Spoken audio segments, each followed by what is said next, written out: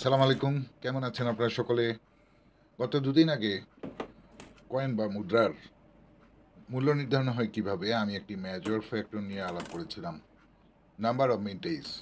আশা করি আপনারা বুঝতে পেরেছেন। আজ আমি আরেকটি ফ্যাক্টর নিয়ে আলাপ করব, সেটা হলো কালেক্টর ডিমান্ড। যে কোনো মুদ্রার কালেক্টর ডিমান্ড আছে কিনা সেটা আমাদের দেখতে হবে।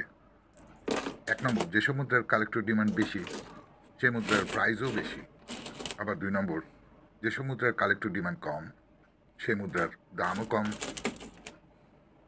আলটিমেটলি কয়েনটি বা কয়েনগুলো কালেক্টরের কাছেই যাবে। তাহলে কোন কয়েনটি কালেক্টরের কাছে ডিমান্ড বেশি, এটাই প্রশ্ন। এবং কিভাবে মূল্য নির্ধারণ হয়।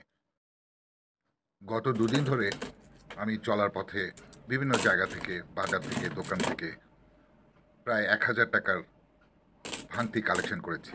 2 টাকা, 5 টাকা, 1 টাকা এই কয়েনগুলো কালেকশন করে আজকে আমি এগুলো বাছার জন্য বসলাম। আপনারা দেখতেই পাচ্ছেন বেশ কিছুক্ষণ ধরে আমি কয়েনগুলো আস্তে আস্তে বাছছি এবং আমি একটু তাড়াতাড়ি করে আপনাদেরকে দেখালাম। আমি আস্তে আস্তে বেছে এক থেকে নিয়ে আসলাম, আমি কিছুই পাইনি। তার মানে আমি চেষ্টা করছি যদি এখানে এতগুলো কয়েনের মধ্যে যদি আমি কিছু পাই। যাই হোক, যেসব কয়েনের মিন্টেজ কম, অথবা যেসব কয়েনের অতীত ইতিহাস আছে, অথবা কয়েনটি যদি এরর হয়ে থাকে, যদিও কোনো মুদ্রা ভুলবশত তৈরি হয় নাই, তাও কিছু না কিছু হঠাৎ একটি দুটি পাওয়া যায় ছাপানোতে বা বিভিন্ন কারণে ভুল হয়ে থাকে। সেই ক্ষেত্রে সেই সব কয়েনের ডিমান্ড কালেক্টরদের কাছে সবসময়ই হয়ে থাকে, যদিও সবসময় হয় না এ ধরনের ভুল। এখন এই এরর মুদ্রাটি কালেক্টরের কালেকশনের জন্য প্রয়োজন হয়ে পড়ে। এটা কি কালেক্টর ডিমান্ড বলে। যেমন আমি হঠাৎ করে একটি 5 টাকার কয়েন, আপনারা দেখতে পাচ্ছেন বঙ্গবন্ধু ছাপানোর যে ছবিটা আছে, ওনার ছবিটার একটি চোখের পাশে কিছুটা খুঁত ধরা পড়েছে, স্ট্রাইক এরর বলে এটাকে।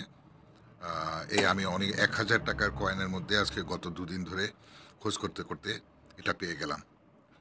সেই ক্ষেত্রে এখন নর্মালি 5 টাকার কয়েনটি মূলত 5 টাকাই, অথবা রোলের যদি নতুন কয়েন হয়ে থাকে সেই ক্ষেত্রে হয়তো কেউ কেউ 10 টাকা, কেউ 20 টাকা, কেউ 30 টাকা, কেউ 40 টাকাও বিক্রি করতে পারে, কারণ মূল্য আপেক্ষিক।